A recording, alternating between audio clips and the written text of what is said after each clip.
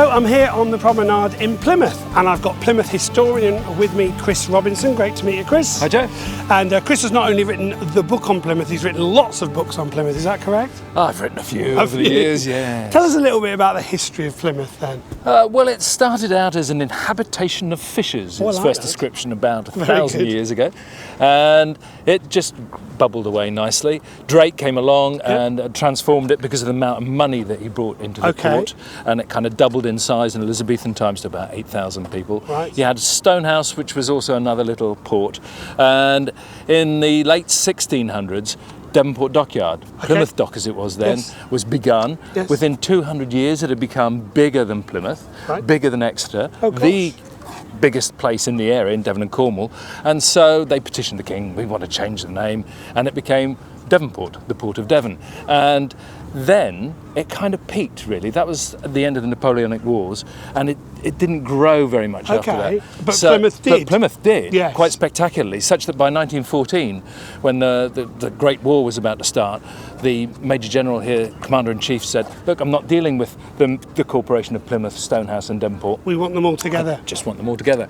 So the towns merged as Plymouth, and then in the 60s, Plymstock and Plympton were factored in as well.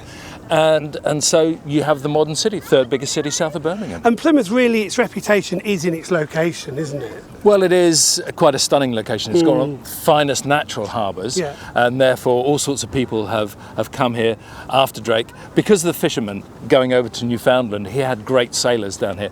And so that's where it got its reputation in those days. And then the Pilgrims passed through here. Cook, on all of his expeditions to the South Pacific, started from here. Darwin and Fitzroy started from here in the 1830s.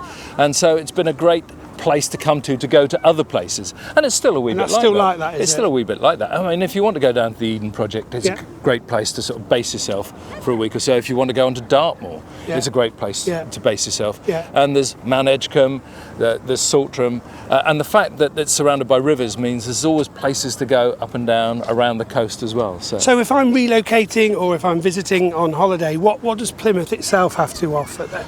It does great food. We've got Hugh Fernley Wedding Stall in the William Yard, fairly recently opened. Tanner Brothers, Barbican Kitchen, and Tanner's in one of the oldest properties in Plymouth, actually, the Preston House. Gary Rhodes is talking about coming to the Hoe.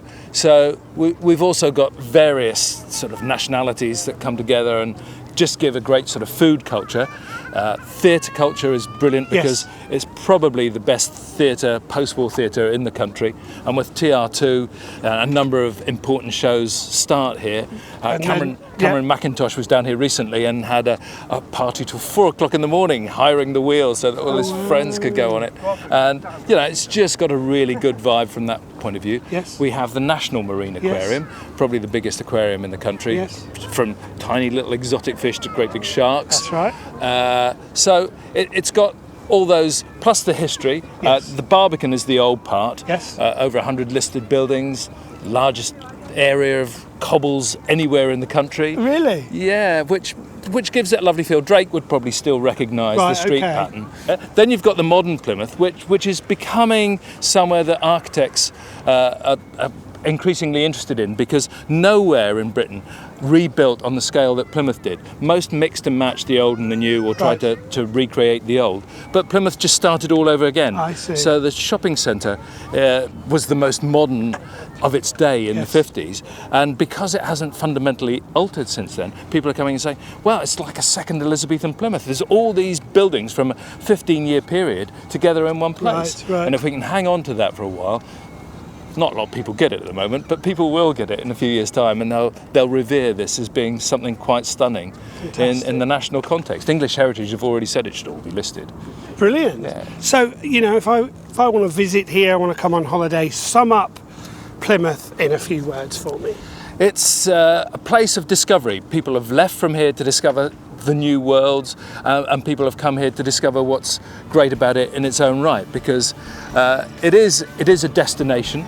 It's got fabulous scenery and great nightlife. Brilliant. Thank you so much, Chris. Thank you.